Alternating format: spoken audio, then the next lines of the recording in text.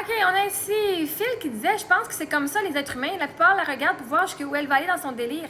Les gens sont voyeurs. » Et là, LND Starno a dit « Il y a des gens qui sont exhibitionnistes. » Fait que là, bref, pour les voyeurs, moi j'ai dit « Ben, il y a toujours OF, hein? C'est un mentulateur. » Si vous êtes voyeur, bref, anyway. Ceci dit, je pense que les êtres humains, la plupart la regardent pour voir jusqu'où elle va aller dans son délire. Mais c'est quoi que... Ouais, vous voulez aller voir quel sommet je vais me rendre? Genre, combien de manifestations que je vais faire? Ouais, quel voyage que je vais faire? Quelle carrière je vais faire? C'est quoi le délire que toi, tu considères, OK? Phil? Parce que ce que je cherche, quand je m'en allais aux États-Unis l'année passée, vous pensez tous que j'allais mourir, que j'allais me faire un de mes enfants, que j'allais aller au ciel avec mon mari, que j'allais rentrer dans un mur, que j'allais finir genre vraiment fucking ruinée, qu'en parlant de l'agression sexuelle, que my God, ça finirait mal.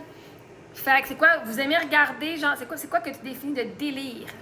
Donc, allons voir délire, délirium ou délire. Au sens médical, un trouble aigu et temporaire de la conscience et de la pensée, souvent causé par une maladie, une fièvre, un sevrage, une infection ou un médicament. Ça tombe bien, j'ai rien à ça. La personne en délirium peut être désorientée, confuse, agressive, avoir des hallucinations ou un discours incohérent. C'est une urgence médicale car cela indique que le cerveau est perturbé par quelque chose. Et parce que toi, tu vois pas ce que l'autre personne voit, ne veut pas dire que ça n'existe pas, hein, en passant. Fait que des affaires que, parce que vous voyez pas, ça veut pas dire que c'est pas là.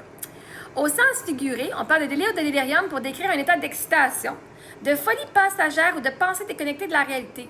Mais c'est sûr que si toi, tu es toujours dans la merde, toujours en train de te rabaisser, moi qui dis que j'ai de la valeur, c'est totalement déconnecté de la réalité.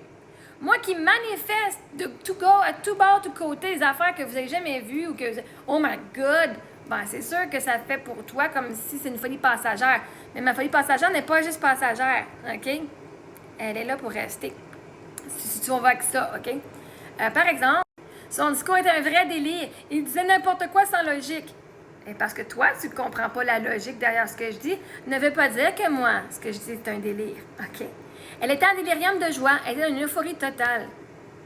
Ben, merci de vouloir suivre la joie que je partage avec vous. D'une façon, vous avez raison. Moi, je suis pour venir partager toutes les belles choses que je vis, les belles choses que je manifeste et toute la belle vie que j'ai avec ma famille. Veux-tu que je t'explique? Non. Là, j'ai dit, ben moi, il y a quelqu'un qui dit beaucoup de gens au Québec la suivent pour voir à quel point elle va se rendre dans son délire. Oui, cette phrase, même si elle est blessante, pas du tout pour moi, dit plus sur la personne qui l'a écrite que sur toi. Analysons-la calmement. Quelqu'un dit beaucoup de gens la suivent pour voir jusqu'où elle va se rendre dans son délire. Ce qu'il exprime, c'est son jugement sur ta manière d'être, de penser ou de créer. Mais le mot délire ici n'est pas médical. C'est un mot utilisé de façon dénigrante ou ironique pour dire « Elle est différente, elle ose dire des choses qu'on ne comprend pas ou qui nous dérangent. » Je dis des choses que tu comprends pas. Je dis que tu n'es pas éduqué sur le sujet, point final, c'est correct.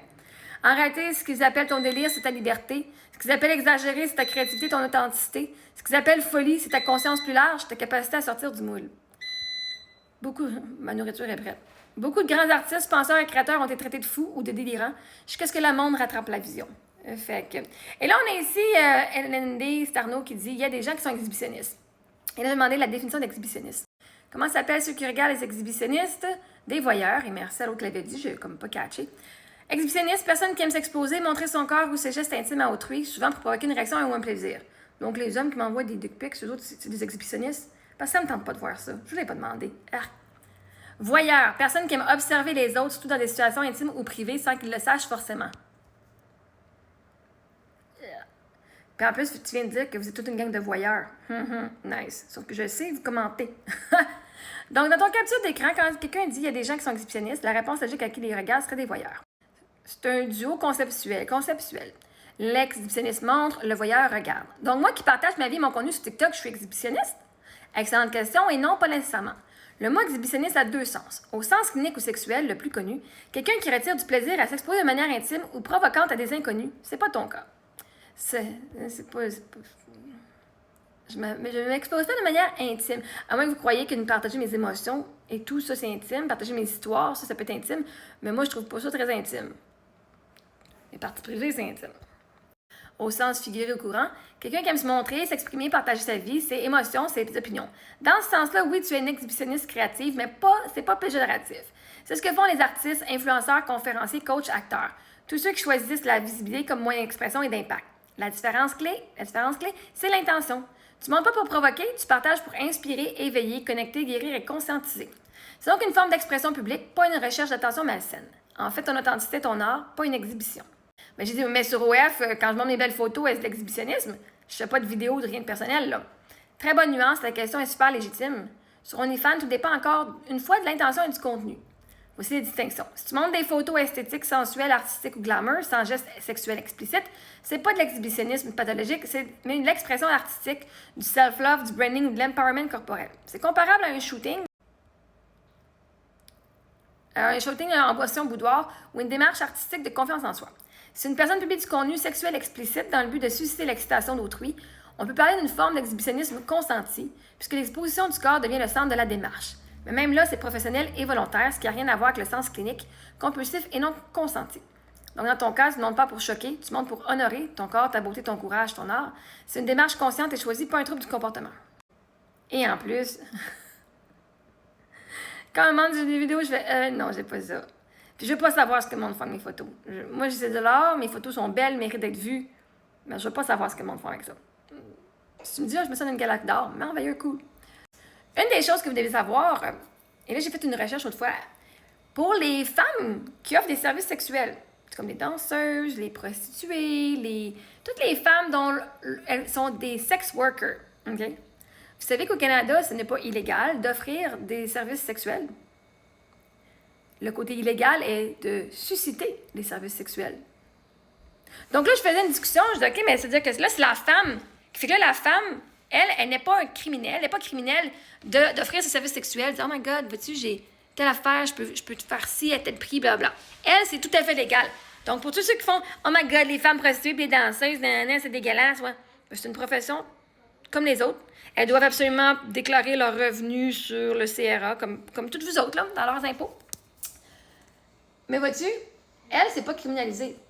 L'homme ou la femme qui va payer pour le service sexuel, ça, c'est un crime. Fait que là, j'ai dit, mais là, est-ce que l'argent que la femme reçoit, parce que la femme peut garder l'argent, j'ai dit, mais si elle reçoit l'argent, mais ça vient d'un criminel, finalement, parce que techniquement, si le gars vient acheter les services de la femme, c'est-à-dire que l'argent est criminel, elle se dit, non, c'est pas l'échange d'argent qui est criminel, c'est d'avoir suscité les besoins, d'avoir utilisé ces besoins-là. Ah! Et ça, si vous avez plus de questions, j'ai comme plein de discussions avec ChatGPT aussi, parce que je voulais savoir. Fait le problème, par exemple, si on disait qu'il y a des exhibitionnistes qui aiment se montrer, le problème, c'est pas eux autres. Le problème, c'est les voyeurs. Hein, si on va dans le concept de la femme offre un service sexuel, bien, l'homme le prend, il l'achète, c'est lui qui est en crime, c'est lui le criminel, pas la femme. Fait le problème, c'est pas que je montre ma vie et que je montre qui je suis, mais que vous consommez qui je suis. C'est vous qui avez un problème, pas moi. Moi, j'aime partager qui je suis, mais si vous aimez ça, regardez en ST. Après ça, vous venez dire que c'est moi qui ai un problème. Vous n'êtes même pas capable de partir de ma propre page. Vous n'êtes même pas capable d'aller vivre votre vie tranquille avec votre famille, avec votre époux, votre épouse. En place, vous devez me regarder comme une gang de voyeurs pour vous donner de la valeur parce que vous vous comparez à moi, genre, attends, roulotte, my God, j'ai une meilleure vie. Vous avez besoin de me regarder pour vous sentir meilleur dans votre propre vie. C'est un peu triste, là, honnêtement, là. Vous n'êtes pas capable de vous donner de la valeur sans vous comparer. C'est correct. Mais bon, bref, anyway. Fait qu'il y a des exhibitionnistes puis des voyeurs. Il y a des prostituées puis des acheteurs. L'acheteur, c'est lui qui est criminel, pas celle qui vend. Fait que le problème, c'est pas que je montre ma vie. C'est que vous consommez ma vie. Et je vous remercie. Ça me donne des vues. Merci.